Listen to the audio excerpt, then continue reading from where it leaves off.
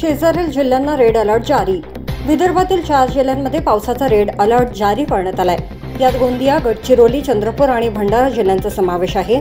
गोसेखुर्द धरणाचे सर्व 33 दरवाजे अर्धा मीटरने उघडण्यात आले आहेत।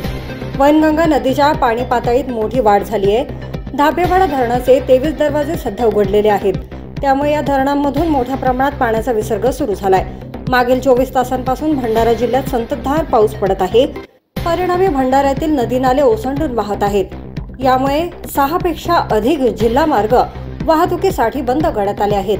गोसेखुर्द धरणाच्या पाणलोट क्षेत्रात पाऊस सुरू झाल्याने जलसाठा वाढला आहे। आज पहाटेपासूनच धरणाच्या सर्व 33 दरवाजांमधून सुमारे 2,86,000 क्युसेकने पाण्याचा विसर्ग सुरू केलाय। गोसेखुर्द धरणाचे 9 गेट 1.5 मीटरने तर 24 दरवाजे 1 मीटरने उघडण्यात आले आहे। या परिसरात अनेक घरांमध्ये पावसाचे पाणी शिरले होते। भंडारा जिल्ह्यात पुराची परिस्थिती येऊ नये यासाठी प्रशासन आता अलर्ट मोडवर आहे आणि मोठ्या प्रमाणात गेटच्या माध्यमातून पाण्याचा विसर्ग होत आहे। भंडारा जिल्ह्यातील धरणातून होणाऱ्या विसर्गामुळे गडचिरोलीकरांनाही फटका बसलाय।